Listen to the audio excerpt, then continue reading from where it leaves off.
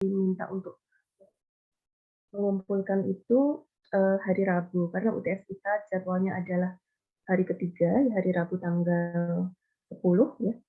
UTS itu nanti biasanya soalnya akan di-share pagi ya jam 8, kemudian pengumpulan nanti sekitar jam 10, jam 11 malam ya. Jadi kelihatannya harus dipersiapkan dari sekarang, jadi nanti pada hari Rabu itu tinggal submit gitu ya. Karena juga tolong nanti jangan terlalu mepet waktu ya, karena biasanya kalau pengumpulan bareng-bareng jamnya sama itu agak crowded gitu. Apa namanya? Mungkin agak sulit masuk gitu. Oke, saya izin share screen ya.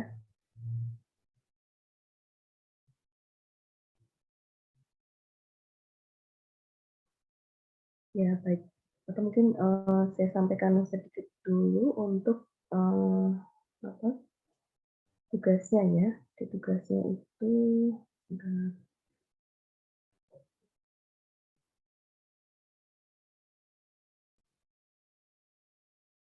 baik, jadi seperti yang sudah kita rencanakan dari awal, nanti untuk UTS, kalian akan diminta untuk menuliskan, makalah tentang sustainable development ya, yang terkait dengan, proyek stupa yang sedang kalian kerjakan ya.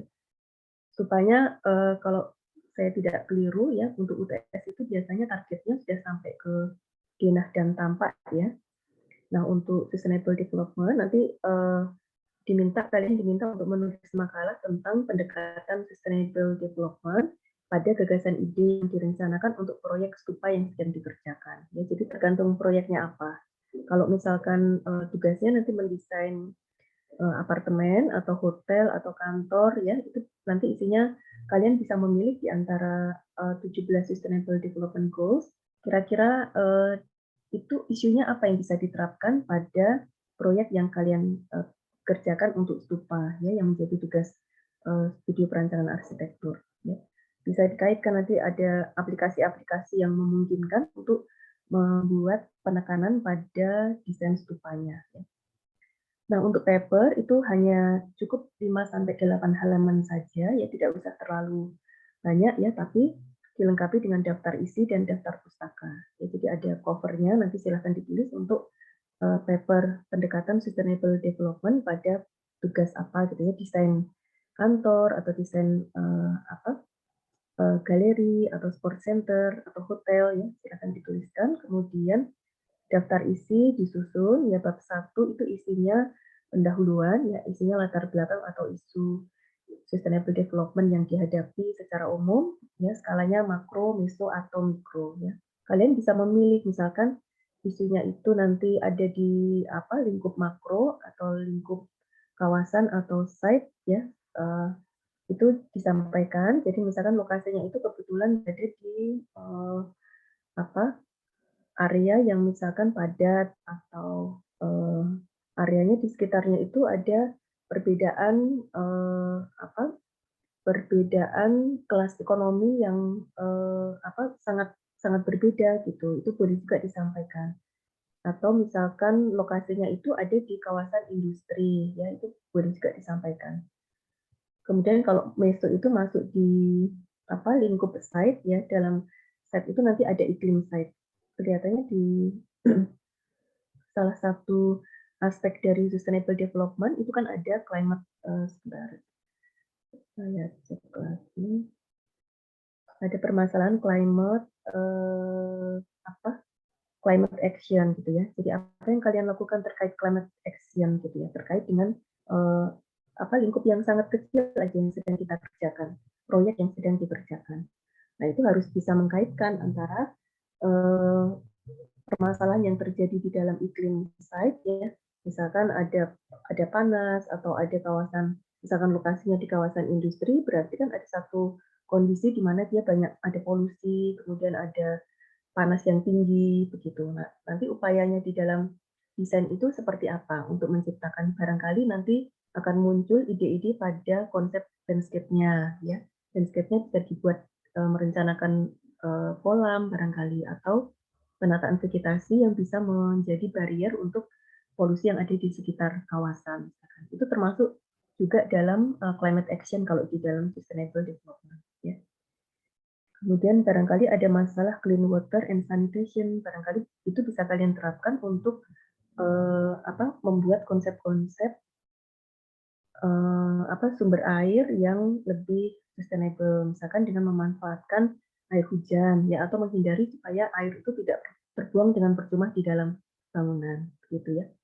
Atau mungkin mau mengkaitkan dengan renewable energy misalkan ya. Jadi energi yang bisa terbarukan berarti kita harus pakai konsep passive design ya, tidak semuanya menggunakan AC, tapi kita buat dengan konsep hybrid barangkali ya. Hybrid itu berarti sebagian pakai AC, sebagian lagi tidak pakai AC. Artinya kita bisa mengusahakan untuk kalau sebuah hotel barangkali di zona-zona yang tidak terlalu membutuhkan AC kita bisa buat dengan sistem alami. Misalkan untuk koridor-koridor luar misalkan itu boleh kita buka untuk sirkulasi angin misalkan. Itu termasuk salah satu penyelesaian dalam renewable energy ya.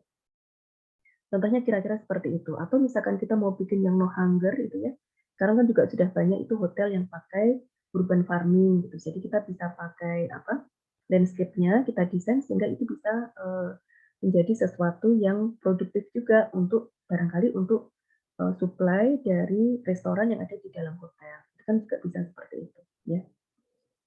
Jadi nanti kalian bisa memilih ya sekreatif mungkin untuk memikirkan apa yang di antara Sustainable Development Goal itu apa yang bisa kalian pilih untuk diterapkan pada desain stupa ini. Ya.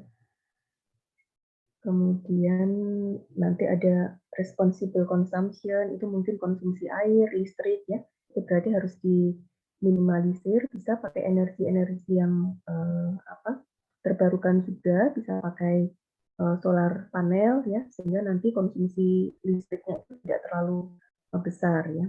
Jangan sampai nanti untuk pengeluaran hotel saja kita membutuhkan setiap bulan itu ratusan juta gitu untuk membayar listriknya. Jadi diantisipasi supaya listrik itu bisa dikurangi dengan sangat pengurangan listrik itu sangat signifikan dengan cara tadi membuat desain secara pasif, kemudian mengurangi konsumsi listrik dengan membuat model-model desain yang memanfaatkan bukaan jendela, misalkan, kemudian menggunakan matahari sebagai sumber energi, cahaya ya, cahaya atau sumber panas, misalkan pakai air panas, seperti solar heater, ya.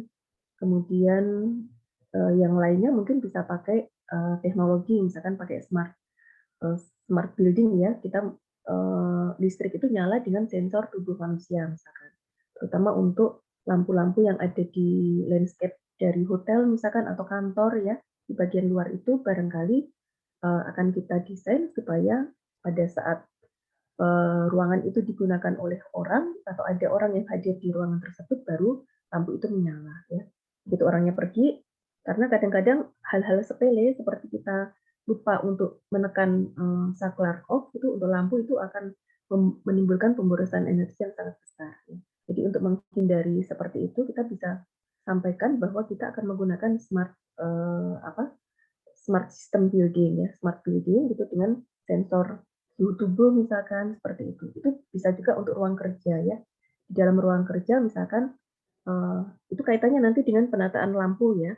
Jadi kalau misalkan kita bikin satu ruangan kerja gitu, isinya misalkan ada 10 orang ya, kita bisa bikin klaster. Jadi kelompok itu barangkali ada yang 6 orang, ada yang 4 orang ya. Di atasnya ruang kerja yang 6 orang itu ada lampunya gitu. Ya kalau yang hadir itu hanya 2 orang, berarti yang menyala hanya di lampu yang di bawahnya ada orang yang sedang bekerja gitu. Ya. Sedangkan di meja di sebelahnya barangkali ada lampu juga di atasnya titik lampu itu.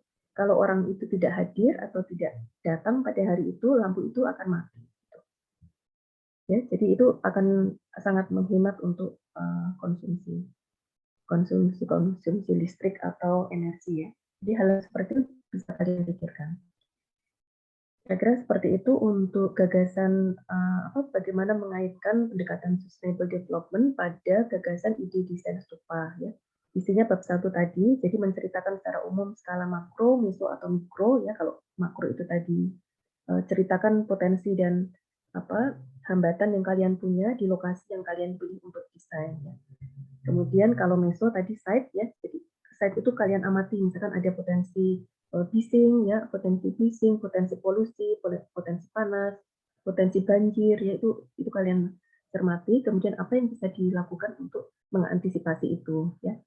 Kemudian kalau mikro ini akan lebih banyak lagi kaitannya dengan fungsi di dalam bangunan, ya, dengan tata ruang, dengan jendela, pintu, kemudian bukaan, barangkali sirkulasi udara yang ada di dalam ruangan, zonifikasi, ya, itu bisa dikaitkan dengan beberapa aspek di sustainable development. Termasuk nanti kalau mikro itu bagaimana supaya bangunan yang kita buat itu tidak menimbulkan penyakit gitu, karena ada beberapa bangunan kalau dia dari materialnya terlalu lembab gitu, seperti pakai karpet misalkan alasnya, ya, itu nanti akan menyimpan debu, kemudian menyimpan bakteri, virus gitu ya. Jadi harus dipikirkan bagaimana caranya supaya material yang ada di dalam indoor room itu berpotensi tidak berpotensi untuk menyebarkan bibit penyakit, ya. Sehingga bisa dipilih mungkin material karena dalam desain itu kita selalu seperti itu ya, banyak pertimbangan. Di satu sisi kita ingin membuat atau memilih material itu yang bisa meredam bumi, ya, misalkan kita pilih karpet. Tapi di lain sisi, karpet itu bisa menimbulkan penyakit gitu, karena barangkali pembersihannya sangat kurang misalkan. Kemudian pembersihannya kurang, kemudian ada pengguna gitu yang sedang sakit atau ada debu yang masuk dari jendelanya, itu sehingga akan menimbulkan potensi penyakit di dalam bangunan. Kita harus pandai-pandai memilih sehingga kita menempatkan karpet itu gimana gitu kita boleh pakai. Atau kalau kita pakai karpet berarti kita harus buka jendelanya di bagian mana gitu supaya nanti sirkulasi udaranya itu baik. Ketika dibersihkan itu debu kemudian virus bakteri itu bisa keluar dengan mudah, ya. Itu seperti itu kira-kira. Kemudian bab 2 nanti isinya adalah tentang tinjauan teori atau standar perencanaan dan perancangan dengan pendekatan sustainable development, serta studi banding bangunan sejenis yang memiliki isu yang serupa. Maksudnya adalah bisa pilih teori atau standar perencanaan dan perancangan itu kalian bisa cari ya, bisa browsing, bisa cari buku, kemudian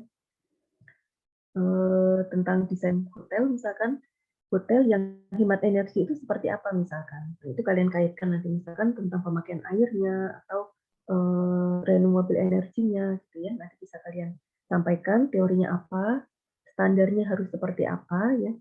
Kemudian kalau studi banding, kalian pilih bangunan hotel, kalian browsing mencari bangunan hotel yang sudah menerapkan prinsip yang kalian pilih itu ya. Misalkan kalian pakai tentang renewable energy, kalian coba cari hotel boleh di dalam negeri, boleh di luar negeri yang dia sudah menerapkan prinsip renewable energy gitu, ya. Atau kalau misalkan kalian mau pilih kantor gitu yang sudah menerapkan urban farming, kalian bisa browsing gitu kemudian menyampaikan dalam paper ya. Ini contohnya adalah objek yang kantor yang sudah menerapkan urban farming. Bagaimana cara dia menerapkan, dinahnya seperti apa, apakah dia menerapkan pada layout ruangnya, apakah pada detail, misalkan detail perspektif atau tampak, itu kalian perlihatkan gitu ya. Sehingga ketika membuat desain stupa, nanti kalian bisa punya bayangan akan seperti apa nanti bentuknya, gitu, penerapannya. Ya, kemudian bab 3, isinya 3 bab ya. Bab 3 itu tinjauan lokasi dan isu set yang dihadapi terkait Sustainable Development Goals. Jadi kalau tinjauan lokasi dan isu set itu nanti kaitannya dengan skala meso, makro, dan meso ya. Tinjauan lokasi dan isu set.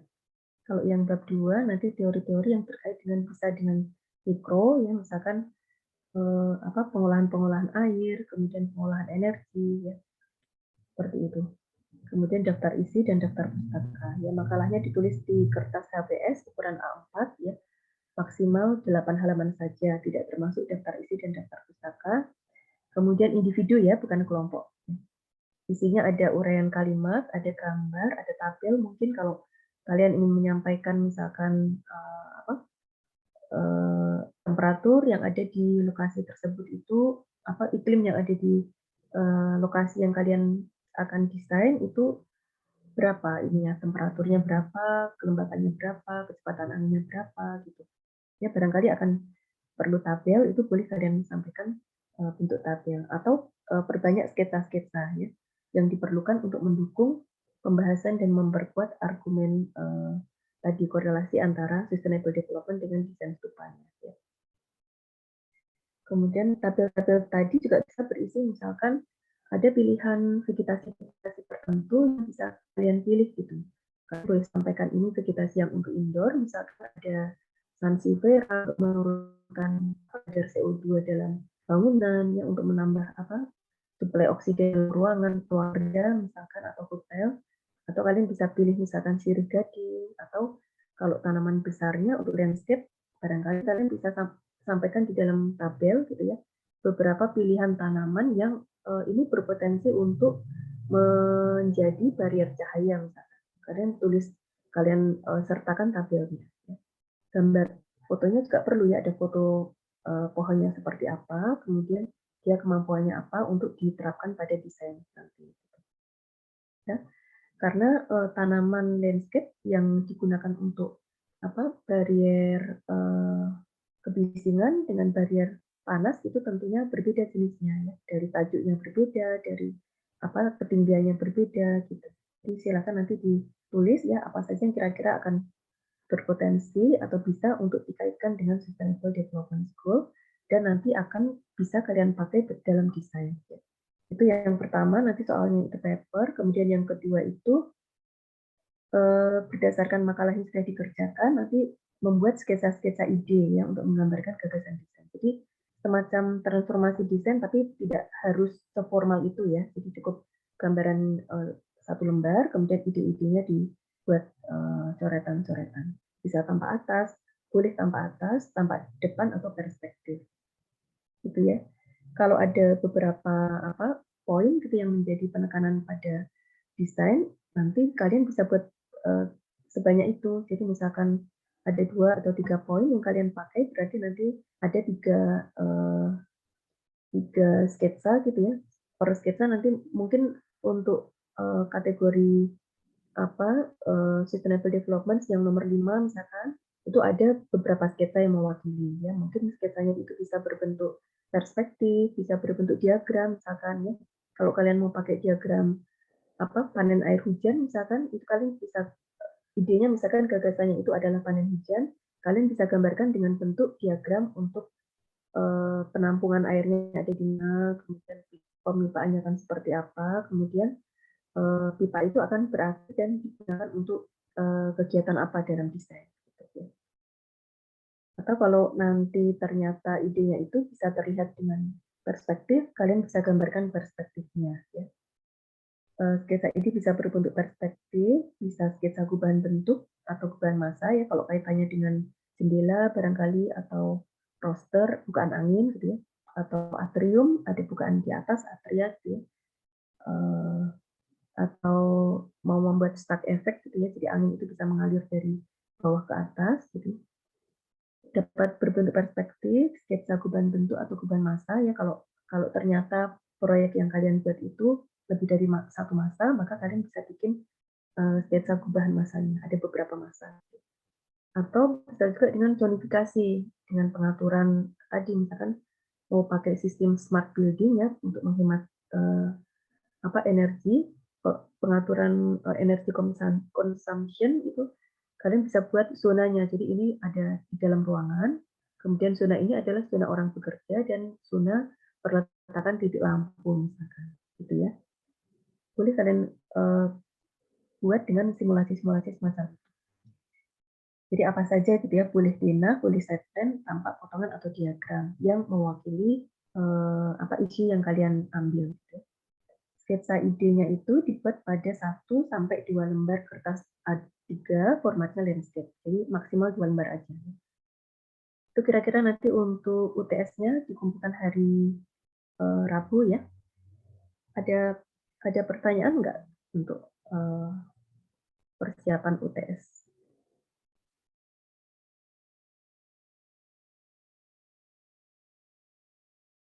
Belum ya, nanti kalau ada pertanyaan boleh disampaikan.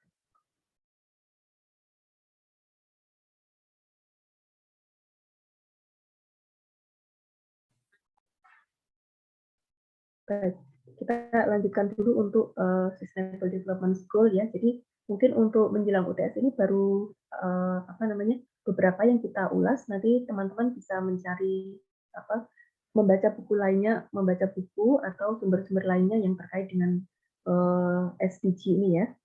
Jadi kalau itu bisa untuk memperkaya, apa, referensi, baik itu contoh gambar, contoh desain ya, atau jurnal-jurnal yang, itu menjelaskan lebih dalam tentang aplikasi apa, sustainable development pada arsitektur, itu boleh nanti dibaca dan digunakan sebagai referensi ya. Dan itu nanti ditulis pada paper-nya ya. Jadi kalau sumber yang kalian gunakan itu ditulis pada daftar pustakanya ya. Sumbernya boleh apa saja, tapi, pastikan bahwa sumber itu dari, apa, sumber yang, valid dan bisa dipertanggungjawabkan. Misalkan dari PBB atau dari pemerintah kota, pemerintah kabupaten, website-nya gitu ya. Jangan dari misalkan dari Google atau dari Wikipedia, itu, sebaiknya dihindari yang itu ya. Oke, jadi ini di sini kita akan melihat untuk, apa, poin yang good health and quality education ya. Jadi tentang, kesehatan dan quality education ini bagaimana kaitannya dengan arsitektur gitu ya. Karena kalau kesehatan itu kan, lebih kepada kadang gizi buruk gitu ya, kemudian kualitas pendidikan juga lebih ke apa, penyediaan sekolah dan sebagainya. Untuk arsitek kita bisa apa gitu? Good health and well-being itu, apa, kesehatan yang baik dan kesejahteraan untuk semua orang di segala usia. Ya artinya kita, mengusahakan di dalam sustainable development ini agar semua orang itu, bisa merasakan kesehatan. Apakah itu, apa, seorang yang difabel atau seorang yang tidak difabel, kemudian orang yang anak-anak, mulai dari bayi, anak-anak usia, remaja, kemudian usia dewasa sampai lansia, itu semuanya diharapkan bisa memperoleh, hal ini, gitu ya. Jadi kalau kebetulan kalian nanti, berkesempatan untuk mendesain sebuah panti jompo begitu ya, panti Breda, ya itu bisa kalian, apa, pikirkan gitu, bagaimana caranya supaya panti sosial untuk, apa, lansia ini bisa tetap nyaman untuk digunakan, mereka beraktivitas, gitu ya. Juga untuk anak-anak, jadi kadang ada desain, rumah sakit misalkan rumah sakit untuk, anak atau bayi, anak dan ibu bersalin, itu bagaimana caranya supaya mereka semua itu bisa merasakan kenyamanan di dalam beraktivitas di sana, gitu ya. Memastikan kehidupan yang sehat dan mempromosikan kesejahteraan bagi semua orang di segala usia, ya. Namun, apa, meskipun ada kemajuan besar, dalam beberapa tahun terakhir ketidaksetaraan dalam akses perawatan masih tetap ada, gitu.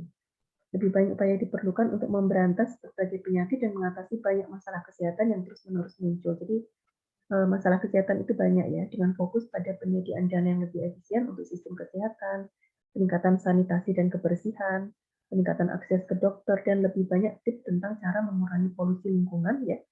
Kemajuan signifikan dapat dicapai untuk membantu menyelamatkan nyawa jutaan orang. Ya.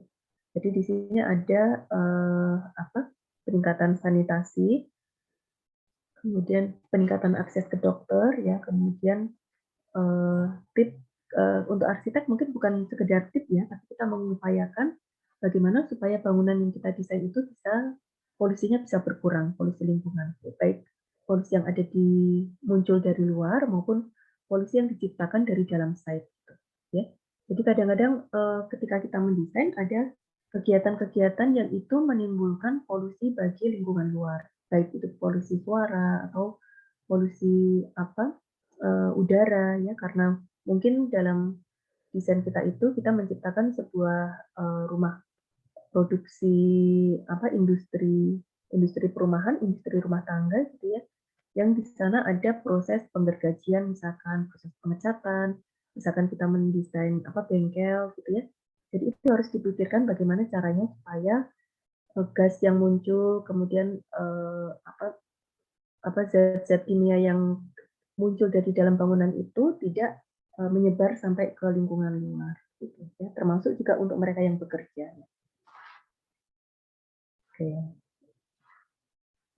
Nah, kebanyakan orang menghabiskan sebagian besar hidup mereka di dalam ruangan, menjadikan iklim dalam ruangan sebagai faktor kesehatan yang berpengaruh atau penting atau signifikan, gitu.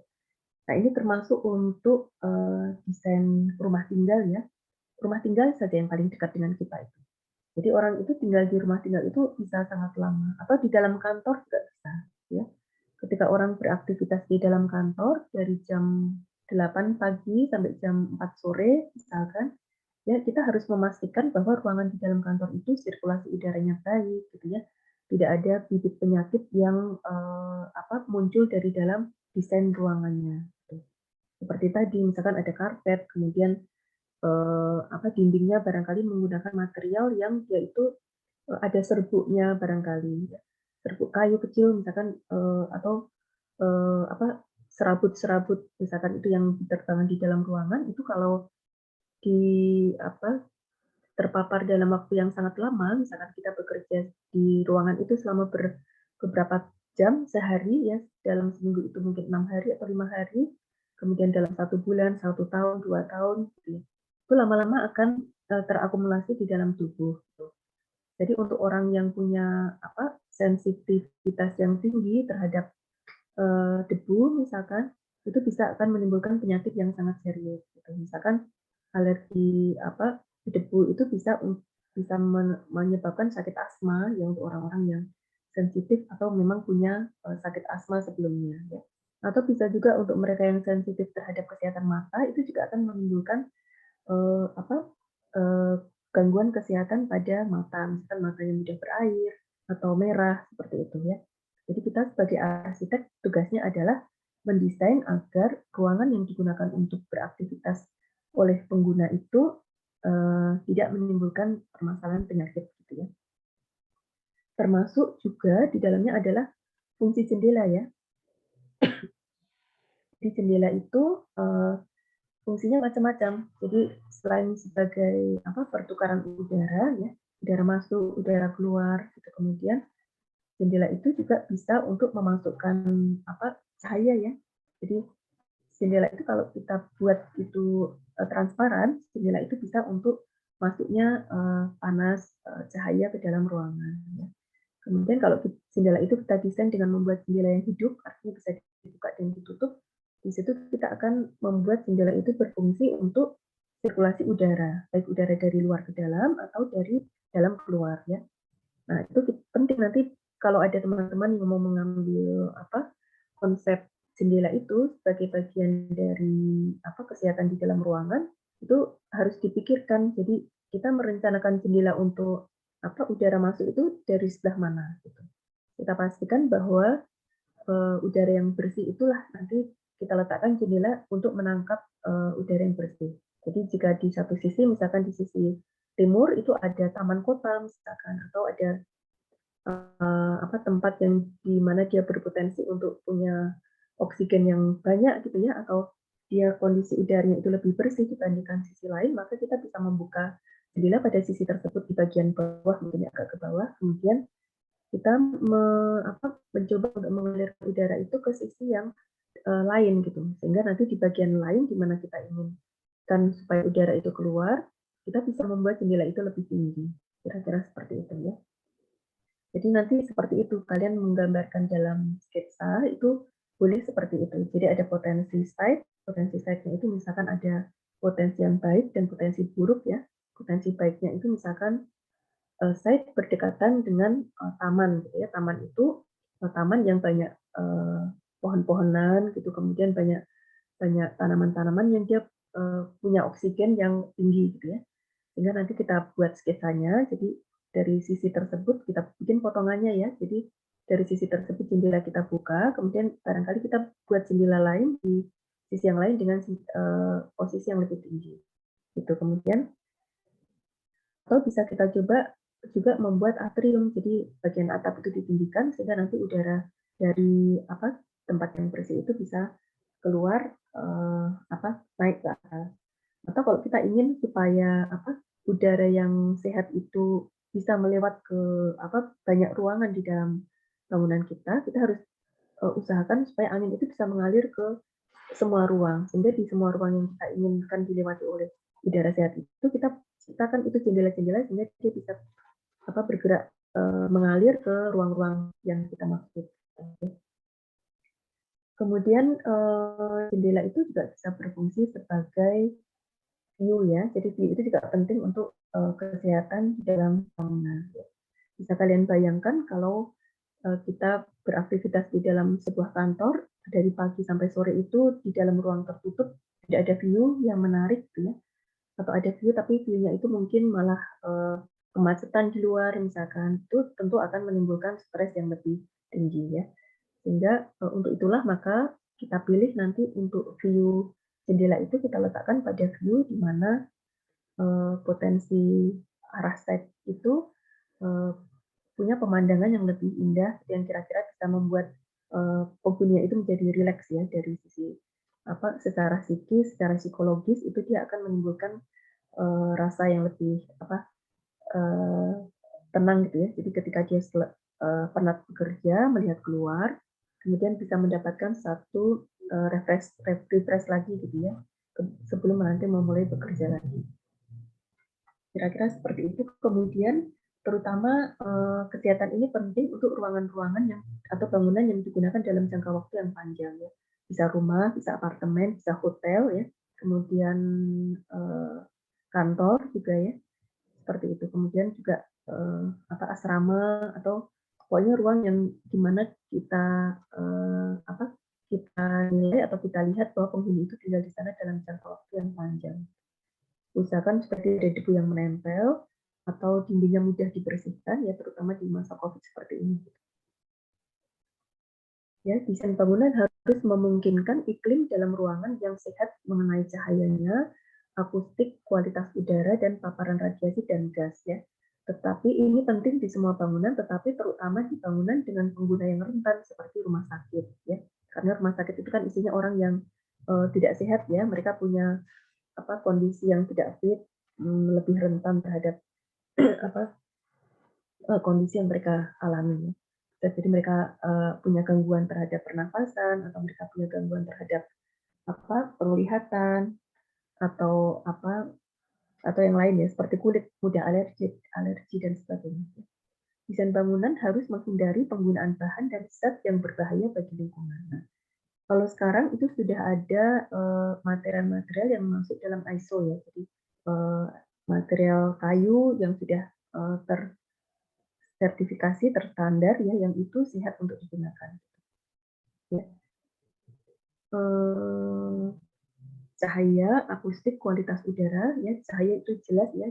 Jadi kita harus memastikan bahwa di dalam ruangan itu cahaya masuk itu cukup untuk beraktivitas sesuai yang dibutuhkan ya.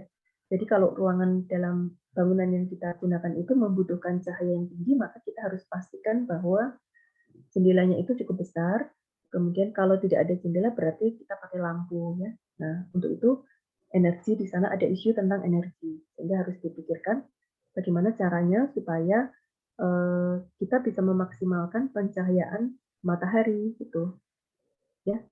Nah, ini akan menjadi isu ketika kita bikin bangunan itu yang bentang lebar atau bangunannya itu tebal gitu ya. Jadi mungkin lebar dari bangunannya itu lebih dari 10, 15 meter, 20 meter gitu ya. Sehingga ketika kita buka jendela dari samping itu cahayanya tidak akan maksimal masuk ke dalam bangunan. Jadi ruang yang ada di tengah bangunan ada kemungkinan dia tidak akan terkena cahaya matahari. Gitu, ya.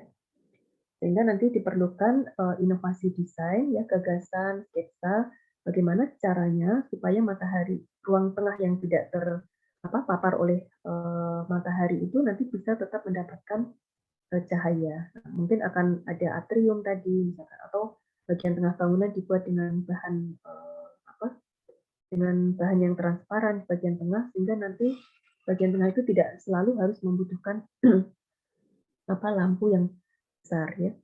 Kemudian akustik juga sama. Jadi akustik ini terutama nanti dibutuhkan untuk ruang-ruang yang membutuhkan ketenangan yang tinggi atau membutuhkan sistem akustik yang khusus gitu. Misalkan seperti ruang performance musik misalkan, di ruang untuk pagelaran musik dindingnya harus kita pikirkan, barangkali pantulan-pantulannya seperti apa. Nah, untuk akustik nanti juga akan ada isu terkait dengan indoor air quality tadi ya. Kalau kita pakai misalkan bahan penyerap, biasanya bahan akustik itu kan tebal-tebal ya. Jadi ada lapisan bahan, kemudian di tengahnya itu biasanya kadang ada rongga, kemudian ada lagi lapisan glass wool atau bahan-bahan yang sifatnya itu lebih berserat gitu ya, karena dia fungsinya untuk menyerap bunyi.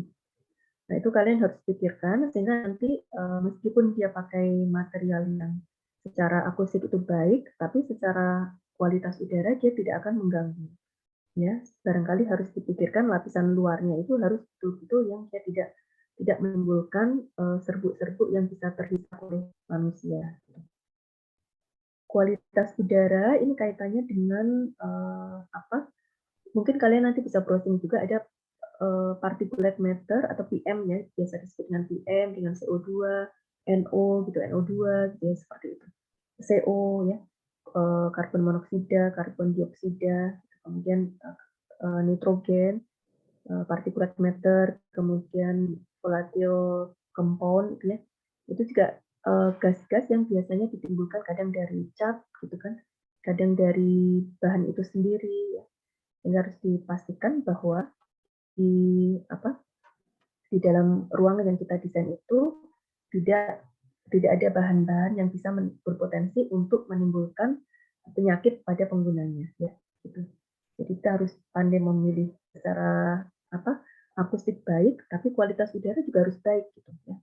Kemudian paparan radiasi dan gas. Paparan radiasi ini kaitannya dengan matahari tadi ya. Jadi bagaimana caranya supaya matahari itu yang kita terima adalah panasnya, kemudian cahayanya, panas dalam arti panas yang baik ya, jadi panas pada pukul 10 misalkan, tapi tidak kita terima panas pada saat siang hari.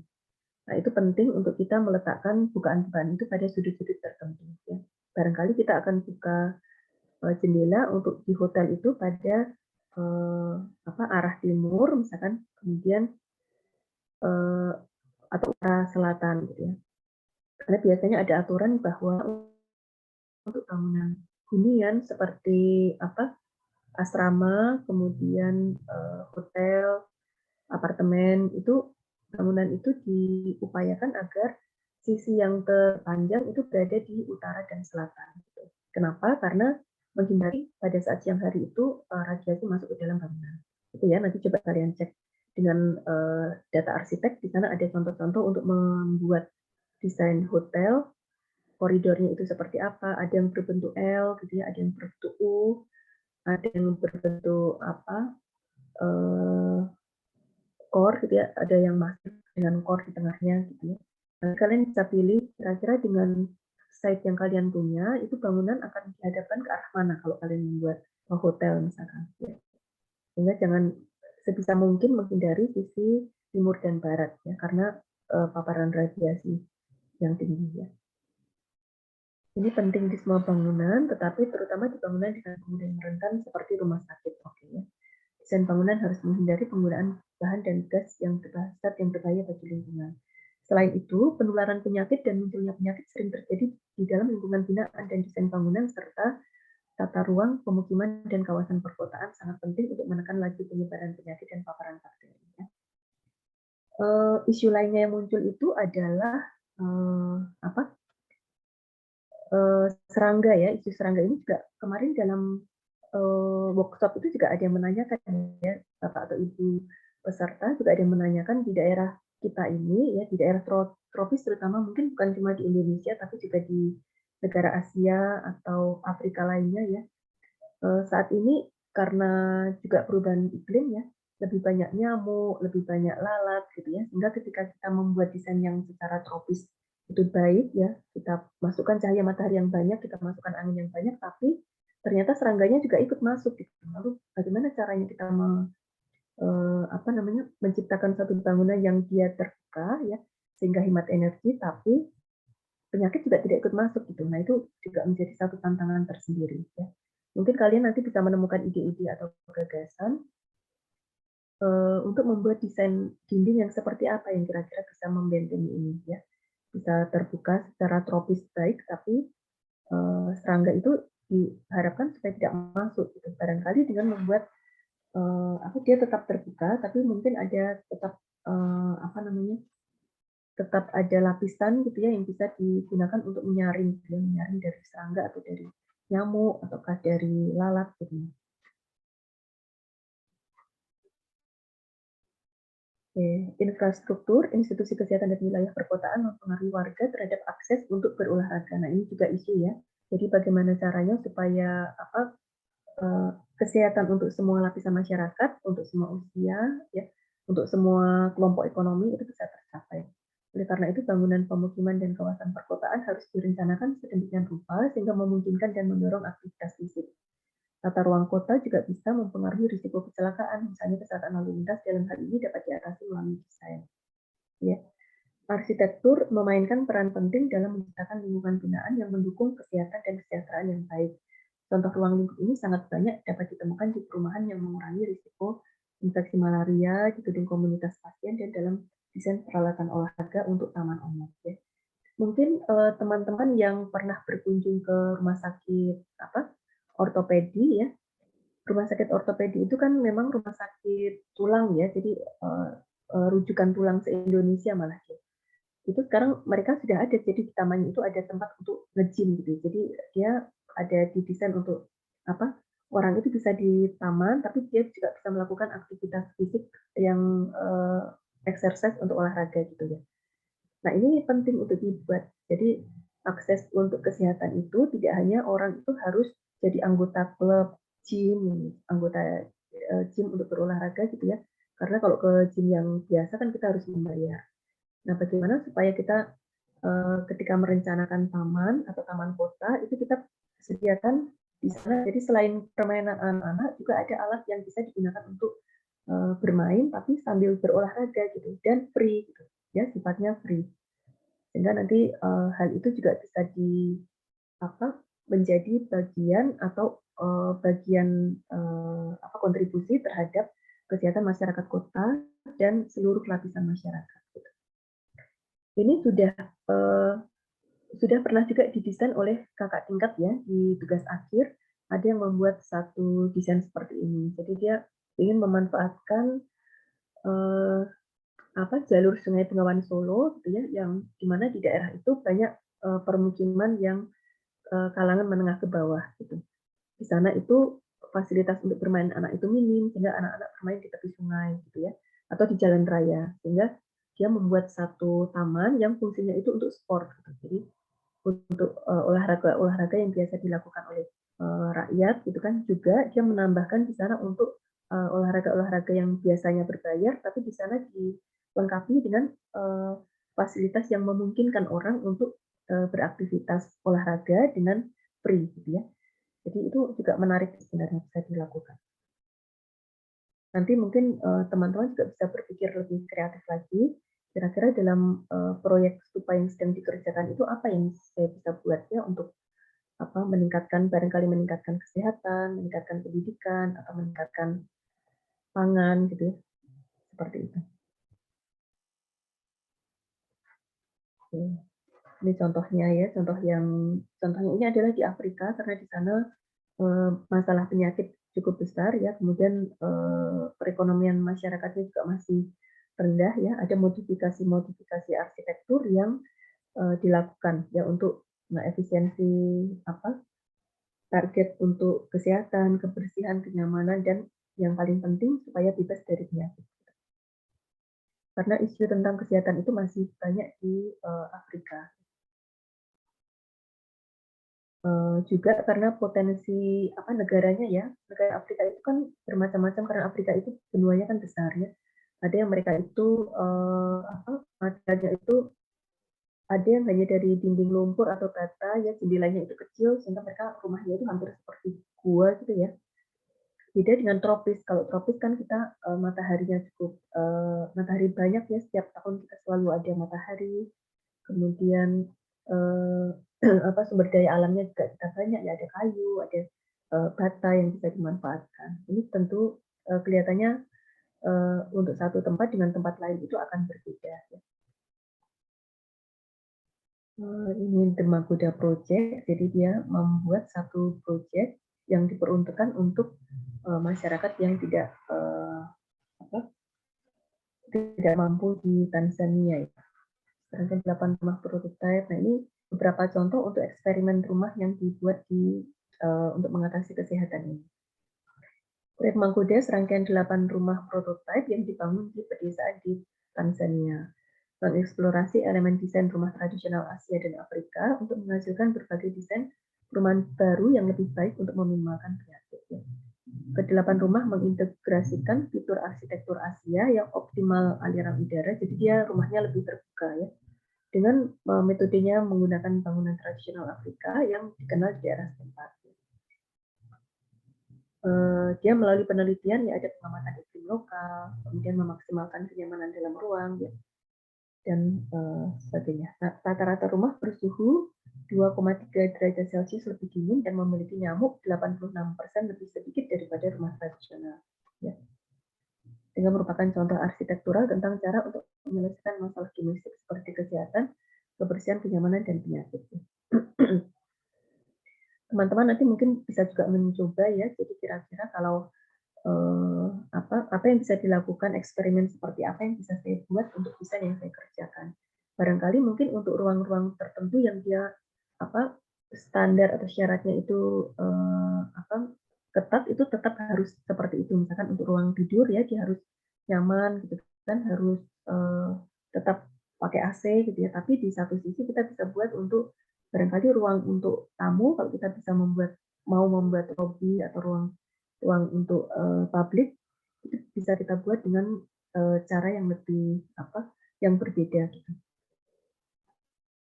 Ya ini contoh lainnya ya di fitness roof ya, jadi fitness yang ada di atap ini. Saya mungkin skip, nanti teman-teman bisa baca ya. 2/3 dari semua orang dengan diabetes tinggal di kota, sehingga penting untuk merancang ruang perkotaan yang mendukung kesehatan dan kesejahteraan yang baik dengan memfokuskan dan memungkinkan latihan fisik. Ya. Karena ruang di kota itu langka, ya, dan harus mengakomodasi fungsi infrastruktur, parkir, ya, street furniture, ya. Bagaimana menemukan ruang untuk rekreasi dan olahraga di sebuah kota besar, di semua kota besar. Nah, ini dia membuat sebuah ruang, ya, ruang untuk olahraga itu tapi dibuat di atap, ya, yang mengoptimalkan ruang kota menjadi fasilitas publik. Sebuah tangga dan pegangan merah pemandu orang dari permukaan jalan, ruang atap seluas 2.400 meter persegi setinggi 24 meter di atas permukaan tanah. Jadi karena kalau di kota besar itu tanah itu kan mahal ya, dan semua tanah digunakan untuk komersil, maka di sini dia membuatnya di atap. Ada ayunan, trampolin, forest gym, ya, peralatan crossfit, monkey bar, dan bangku menawarkan, bangku ini bisa untuk sitting group, ya, menawarkan pemandangan cakrawala, Copenhagen, dan seterusnya. Nah ini contoh-contoh untuk kesehatan tadi. Jadi masalah kesehatan secara arsitektural itu kita bisa berperan di sini. Ini ya, bagus sekali ya. Jadi dia tetap aman, jadi dengan ini penting juga ya, jadi pengamanan terhadap desain yang seperti ini. Ya, kadang-kadang ketika kita mendesain misalkan di tepi sungai ya, Sungai Bengawan Solo, ada aktivitas-aktivitas anak-anak, kita perlu juga memikirkan ini perlu diberi penghalang, tapi penghalangnya itu tidak hanya berupa pagar biasa gitu ya, tapi kita bisa buat satu struktur yang modelnya seperti ini, melengkung gitu. Tapi secara keamanan dia sangat sudah terpenuhi. Ya, untuk naiknya pun dia menarik ya, dengan ada tangga-tangga itu dari bawah seperti ini, dari samping bangunan. Ini bisa jadi ide yang menarik juga untuk bisa kalian coba untuk membuatnya. Oke, ini Magis at the Robert Parfait building ya. Ini juga contoh bangunan, nanti bisa kalian baca ya. Ini saya mungkin nggak terlalu lama di sini. Ya, konsepnya center yang mencerminkan skala lingkungan.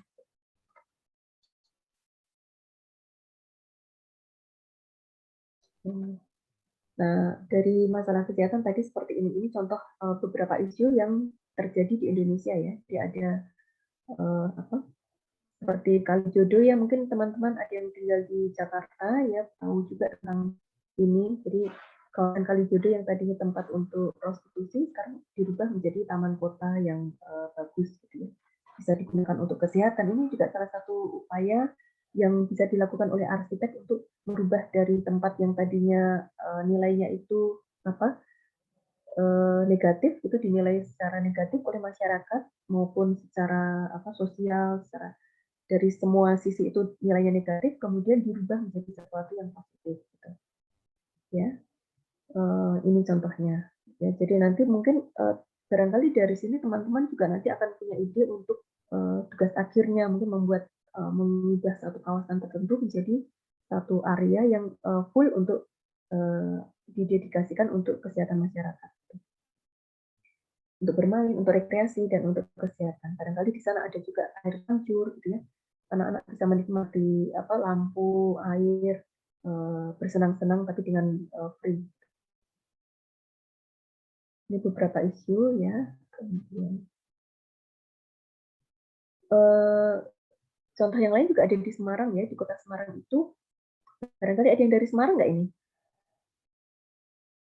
Teman-teman ada yang asalnya dari Semarang nggak?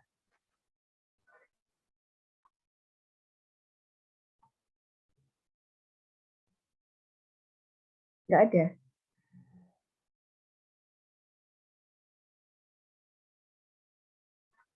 Lalu nggak ada ya? Sepertinya nggak ada. Saya tidak dari Semarang, Bu. Halo, ya?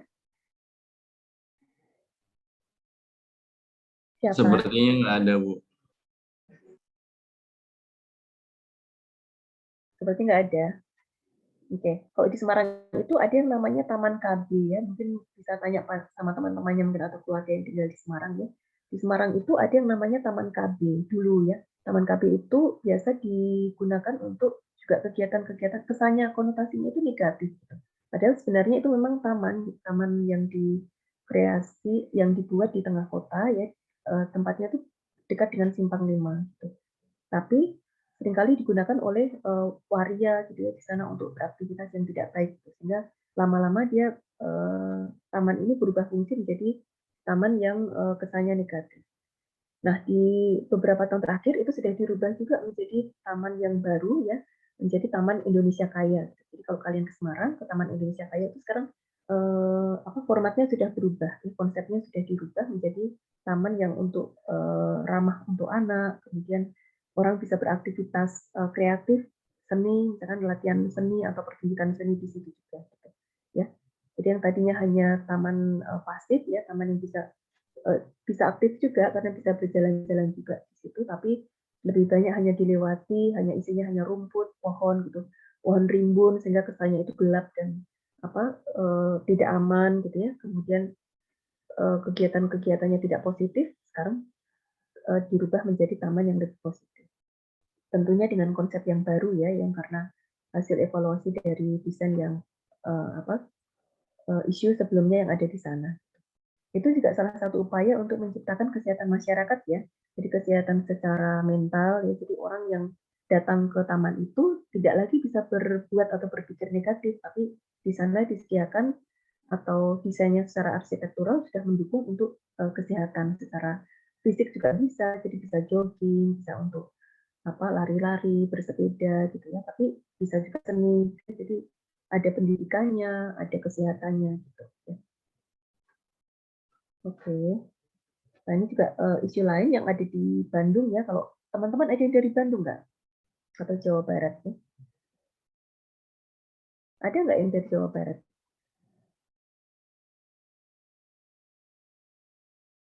Halo?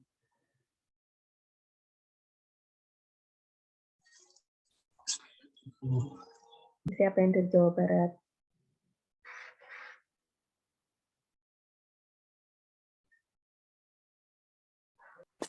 Sepertinya tidak ada, Bu. Nggak ada juga. Ini dari mana semua, teman?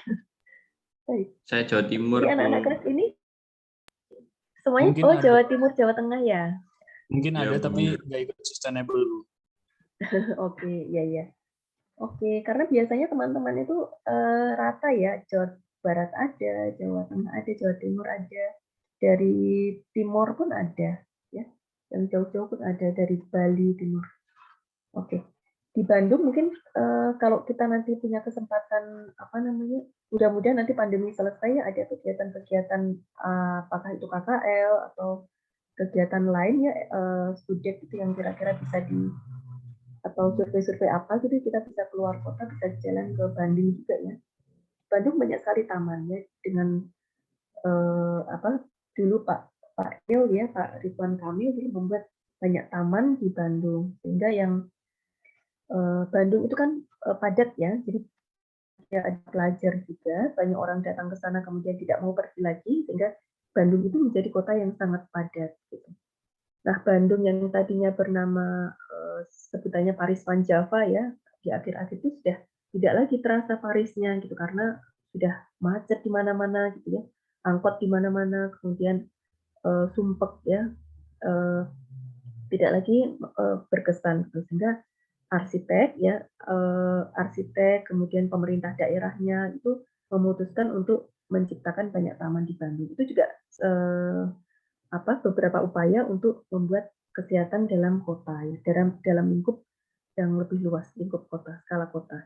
Banyak nanti kalau kalian sempat ke Bandung itu banyak sekali taman yang bisa dikunjungi. Ada taman lansia, ada taman apalagi sih itu. Saya lupa banyak namanya tamannya. Jadi hampir semua fungsi itu ada. Ya mungkin kalian bisa coba nanti browsing banyak taman. Oke. Kemudian kalau untuk secara arsitektural ya sekarang itu kita banyak sekali yang mengangkat konsep ini biophilic design in architecture ya, nature meets concrete. Jadi ketika alam itu dikombinasikan sehingga dia include dalam desain bangunan. Kalau desain bangunan itu yang biasanya keras ya ada kayu, ada batu bata, ada beton ya. Kemudian kita mencoba memasukkan alam itu ke dalam bangunan. Ya tujuannya apa? Yaitu tidak lain adalah untuk membuat kualitas hidup di dalam masyarakat itu lebih bagus ya. Seperti itu. Nanti mungkin kalian bisa browsing lebih jauh lagi tentang biophilic design. Barangkali nanti ada beberapa konsep ini juga kalian ada yang tertarik untuk mengangkatnya pada desain stupa yang kalian angkat dan kalian kerjakan. Now, as people become more aware of the current issues in architecture associated with human healthcare, the adaptation of the biophilic design concept is on influencing run. Ya. Jadi memang sudah semakin banyak digunakan ya.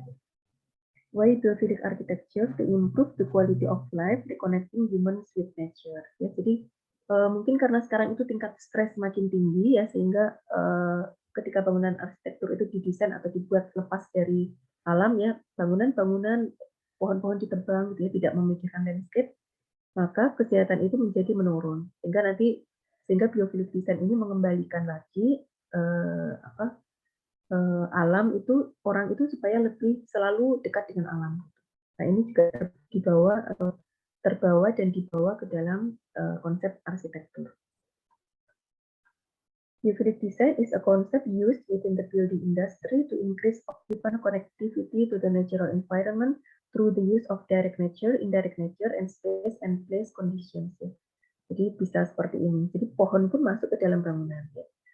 Jadi ini konsep seperti ini boleh juga kalian eksperimenkan ya di dalam desain stupa kalian. Bisa di hotel tuh mungkin terasnya atau lobbynya itu ada pohon-pohonnya, itu kan boleh ya. Kalau sekarang bandara itu juga sudah banyak yang pakai konsep seperti ini. Ya. Bandara Singapura itu juga bagus. Seperti itu, ada butterfly, ada ruang untuk butterfly juga. Atau di kantor juga bisa ya, kantor itu kan penat ya, jadi orang itu dengan pekerjaan formal, jenuh. Kalau pekerjaannya membutuhkan ketelitian yang sangat tinggi, itu mungkin mereka akan sangat membutuhkan ruang-ruang seperti ini. Jadi ruang-ruang yang sifatnya itu refreshing. Atau barangkali untuk ruang kerjanya pun bisa didesain dengan lebih informal, dengan memasukkan unsur tanaman atau taman atau nature ke dalam bangunan. Ya. Oke. Nah, ini konsep biofilik ya. Biofilik itu bisa dapat mengurangi stres ya, meningkatkan kreativitas dan kejernihan pikiran, meningkatkan kesejahteraan kita dan mempercepat penyembuhan. 14 pola desain biofilik mengartikulasikan hubungan antara alam ya, biologi manusia dan desain lingkungan binaan sehingga diharapkan dapat meningkatkan kesejahteraan pengguna. Oke, jadi ini ada beberapa. Jadi ada nature in the space. Jadi konsepnya itu yang ini yang warnanya abu-abu ini. Nature in the space itu ada 1, 2,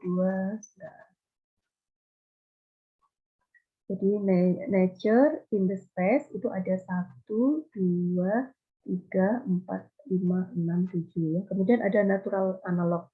Jadi ada biomorpho, form and pattern, material connection with nature, complexity and order. Terus ada lagi nature of the space. Ada risk, ada mystery, ada refugee, ada prospect. Ya, ini adalah nature of space. Jadi space itu secara natural itu ya seperti ini. Ada faktor risiko, ada misteri. Ya, alam itu kan memberikan satu misteri tersendiri gitu ya. Ada refugee itu apa? Pengungsian gitu ya. Atau ada prospek juga, ada prospek sebuah alam tuh ada prospek juga ya. Nah, ini kalian bisa lihat bahwa ada kriteria-kriteria seperti ini yang bisa diterapkan pada desain.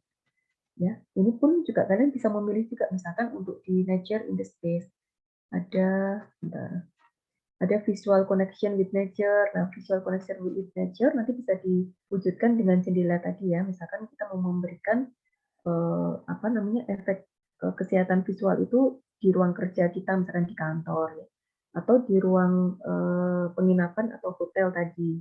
Itu juga bisa dengan membuat jendela itu mengarah pada view yang indah gitu ya.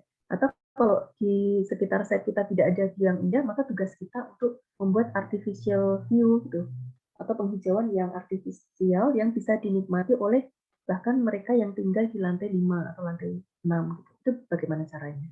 Nah, itu tugasnya kalian untuk mendesain ya. Ketika mendesain hotel yang tingginya itu 8 lantai, itu bagaimana caranya supaya orang yang tinggal di dalamnya itu juga tetap bisa menikmati visual connection with nature. Nah, itu coba kalian pikirkan nanti ya. Desainnya kira-kira seperti apa? Atau idenya, gagasannya seperti apa yang bisa dilakukan. Juga isu itu juga muncul pada apartemen ya, hunian apartemen. Kalau orang itu tinggal di apartemen yang tingginya bangunannya itu tinggi, maka dia juga ada isu bahwa dia akan tidak ada akses untuk ke alam secara langsung ya. Maka harus di taman yang mengikuti sampai ke atas barangkali seperti itu. Ada vertical garden ya. Silakan nanti dibaca ya, ini ada non visual connection. Ini barangkali dari sini juga kalian akan menemukan ide-ide untuk gagasan desain stupa. Oke, mungkin ini nanti saya tidak akan bahas semua ya, kalian bisa baca nanti di Psikologi ya, sambil kalian untuk coba untuk browsing juga di jurnal atau di website. Sebentar.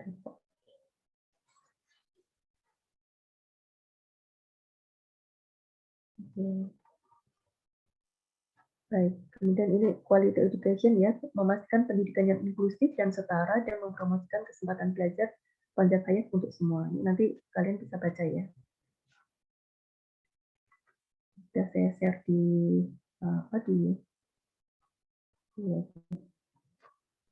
Nah, sekolah dan ruang pendidikan adalah bagian penting dari investasi di masa depan. Ya, meskipun kalian pada semester ini mungkin tidak mendesain bangunan sekolah atau bangunan akademi atau bangunan universitas, tapi barangkali nanti ketika kalian ada masanya atau ada masanya kalian mendesain itu bisa menjadi perhatian juga ya. Oke. Ini saya skip aja ya, nanti bisa dibaca sendiri ya.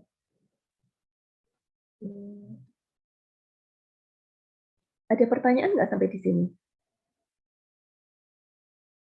Kalau untuk pendidikan, ini beberapa contoh yang sangat jelas adalah adanya sekolah-sekolah inklusi ya. Sekolah inklusi itu adalah sekolah yang sekarang itu sekolah sudah mulai inklusi. Jadi tidak lagi sekolah luar biasa saja, tapi bahkan anak-anak yang punya kebutuhan khusus itu boleh juga bersekolah di sekolah dasar biasa ya, gitu. Jadi bergabung. Nah, itu apa tujuannya? Karena itu jadi equality itu juga masuk ke situ supaya nanti tidak ada perbedaan, tidak ada diskriminasi terhadap anak-anak yang dilahirkan dengan keterbatasan, gitu ya. Jadi ada desain sekolah inklusi gitu. Kemudian kampus juga sudah harus mulai memikirkan bahwa nanti mahasiswanya itu tidak semuanya barangkali apa namanya mungkin mampu untuk apa beraktivitas dengan normal gitu ya. Barangkali ada juga yang difabel, juga harus dipikirkan. Sehingga desain arsitekturnya juga harus dipikirkan supaya semua pengguna yang punya apa kondisi yang berbeda itu juga tetap bisa merasakan pendidikan dan kualitas yang sama, yang setara. Gitu. Jadi beberapa desain juga sudah mulai banyak dikerjakan di proyek-proyek tugas akhir ya. Jadi ada sekolah inklusi, bagaimana menggabungkan antara sekolah luar biasa dengan SD, TK, SD, SMP, luar biasa, sekolah biasa dan berkebutuhan khusus, gitu ya, sehingga ada nanti fasilitasnya yang apa sirkulasinya harus memikirkan ada ramp, kemudian sirkulasinya cukup lebar, ada kamar mandi untuk mereka yang harus memakai mungkin kursi roda, gitu ya. Tempat duduknya juga harus dipikirkan. Ya, oke. Ini kalau untuk masalah edukasi ini contohnya adalah di India ya, karena di India ini masih ada diskriminasi antara pria dan wanita. Juga di beberapa negara Arab ya kelihatannya masih ada perbedaan seperti itu. Oke, jadi ini beberapa contoh ya.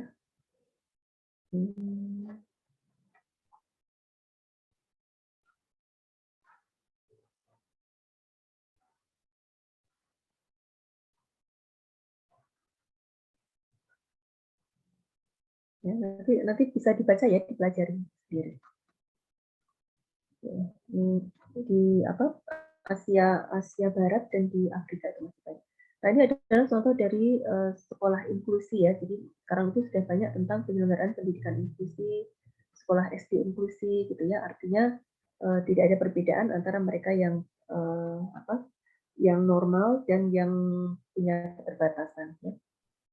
Gunanya juga supaya anak-anak yang punya keterbatasan itu juga mereka tidak minder gitu ya, juga supaya anak-anak yang normal mereka juga punya empati yang lebih tinggi terhadap orang lain.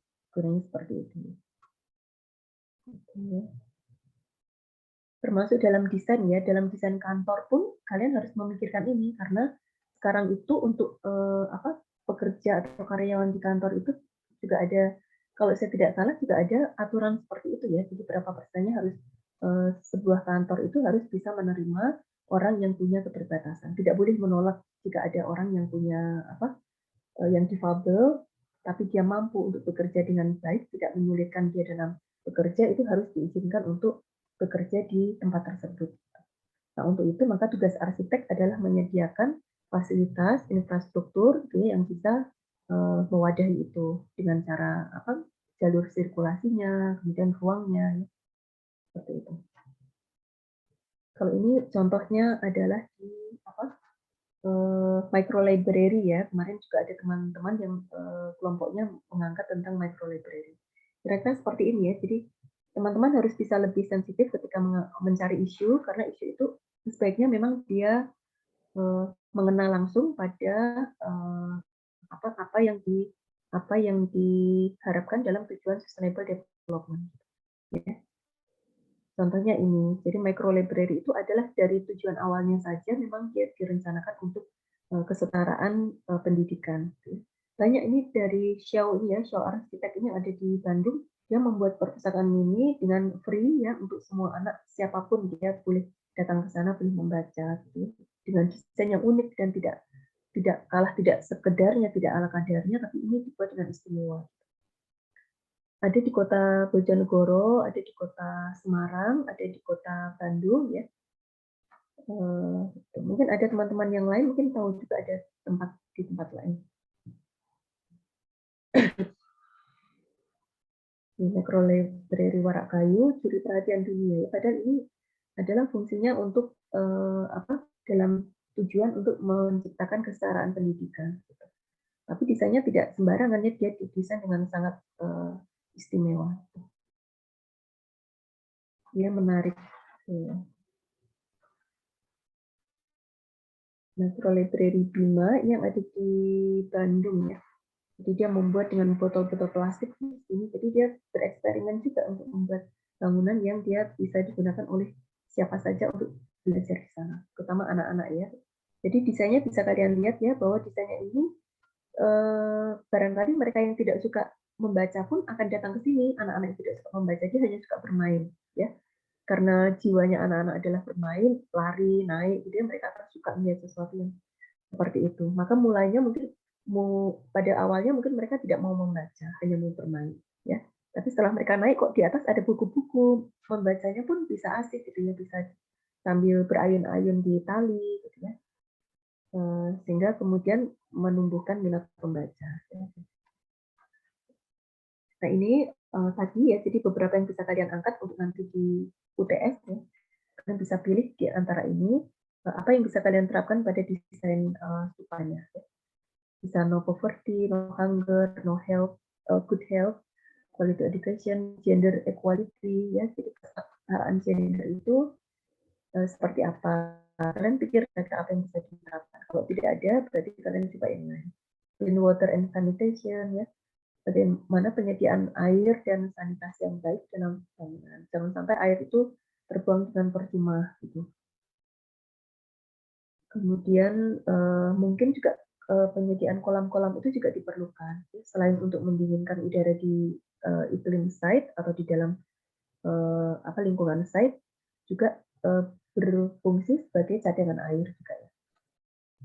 Renewable energy cukup banyak bisa diterapkan hampir di semua proyek, ya, karena semuanya pasti ada isu tentang ini, energi yang terbarukan. Jobs and economic growth, innovation and infrastructure, reduce inequalities, tadinya bisa pakai menciptakan fasilitas yang bisa digunakan oleh para kelompok difabel, ya.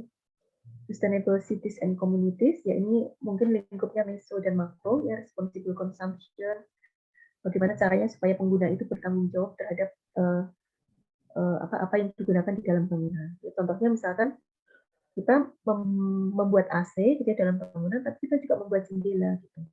Jadi pada saat pengguna itu dibuat sadar bahwa mereka tidak harus pakai AC. Kalau ruangan itu cukup dingin, mereka tidak AC bisa dimatikan, mereka bisa membuka jendela supaya mendapat udara segar dari luar juga, gitu, ya. Jadi jangan sampai lupa meskipun kalian pakai AC, tapi jendela juga sebaiknya tetap disediakan. Gitu. Climate action itu dalam lingkup yang kecil tadi, ya, bisa kalian gunakan dengan melakukan analisa site pada stupa, ya. Life below water, life on land, nanti kita lihat ini apa maksudnya. Peace and justice, ya, dan seterusnya. Okay. Jadi seperti itu, mudah-mudahan nanti teman-teman sudah punya bayangan kira-kira apa yang harus dipersiapkan untuk UTS-nya, ya. Ada pertanyaan nggak sampai di sini?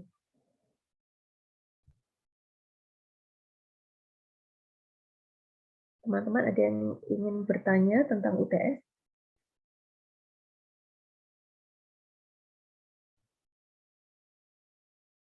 Ini di chat room, Mbak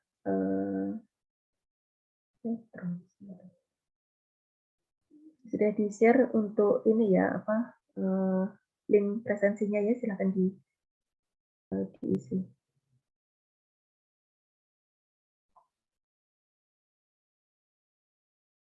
Sudah mengisi semua untuk link presensinya? Ada pertanyaan nggak terkait ini? Terkait tugasnya?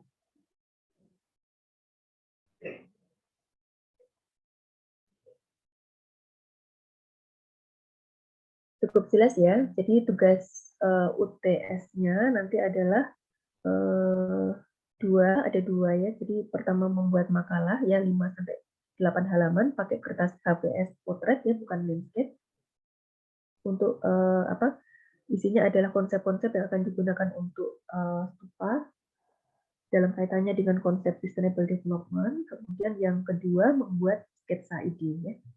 sketsa ini dalam 1-2 lembar A3 for waktunya cukup ya kira-kira ya. Sekarang kita hari Sabtu, ya hari Rabu dikumpul malam ya. Baik, ada pertanyaan atau tidak?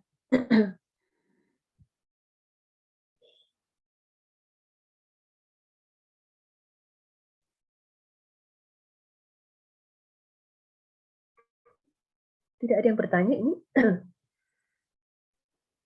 Maaf Bu, izin bertanya, untuk sketsa ide bentuk itu tadi kan 2 halaman itu minimal atau maksimal ya? Maksimal 2 halaman A3 ya. Itu landscape. Landscape. Iya, boleh 1 atau 2, maksimal 2 lembar, minimal 1 lembar A3. Cukup nggak kira-kira 2 lembar? Melanjutkan pertanyaan tadi, boleh sketsa digital nggak, Bu? Boleh, karena sudah tupanya kan sudah tinggi ya, sudah pakai digital, boleh pakai. Jadi silahkan mau pakai manual boleh, mau pakai digital juga boleh. Tapi usahakan bahwa sketsa itu memang menunjukkan aplikasinya nanti dalam desain. Boleh tadi seperti simulasi, misalkan kalian buka membuat hotel, misalkan kalian buat potongan dari koridor ruangan itu ya, jadi ada kamar, tengahnya ada koridor, itu potongan jendelanya itu kalian buat sebelah mana misalkan ya. Kemudian kalau ada angin itu masuk dari sisi sebelah mana, keluarnya itu lewat mana. Misalkan kalian mau pakai yang renewable energy tadi. Kira-kira seperti itu. Ada pertanyaan lagi nggak? Cukup jelas ya, saya rasa ya.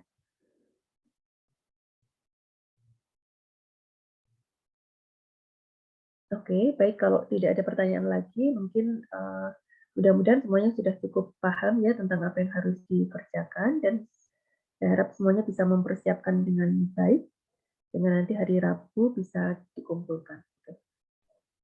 Insya Allah nanti ini soal sedang review oleh Prodi ya. Nanti kalau soalnya sudah fix akan segera saya share, akan di-share juga oleh Prodi soal itu akan di-share oleh Prodi di psikologi pada hari ujian ya, pada hari Rabu.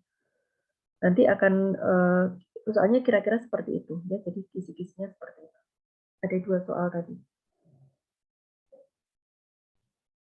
Nanti kalau sudah proses review sudah selesai, bisa saya share kepada teman-teman di grup WA ya, jadi supaya bisa dipersiapkan dengan lebih baik. Oke, jadi jangan lupa waktu pengumpulan hanya 1 hari, jadi hanya link untuk tugas UTS itu hanya dibuka pada hari Rabu pagi ya, kemudian deadline-nya pada malam hari. Itu kelihatannya berlaku untuk semua mata kuliah ya. Jadi termasuk Stupa nanti juga akan seperti itu. Jadi dibuka pada pagi hari, kemudian deadline-nya pada malam hari. Baik, mungkin kita cukupkan untuk pertemuan sore ini sampai di sini ya. Terima kasih atas perhatiannya ya, mudah-mudahan bermanfaat. Ya sedikit ada manfaat meskipun sedikit atau banyak gitu ya. Kurang lebihnya saya mohon maaf, ya mudah-mudahan kita semua diberikan kesehatan dan semangat ya untuk bisa menyelesaikan semua tugas kita dengan sebaik-baiknya. Saya mohon pamit ya. Wassalamualaikum warahmatullahi wabarakatuh. Waalaikumsalam warahmatullahi wabarakatuh. Terima kasih Bu. Iya. Terima kasih Mbak ya, untuk presensinya dibuka sampai jam berapa ini?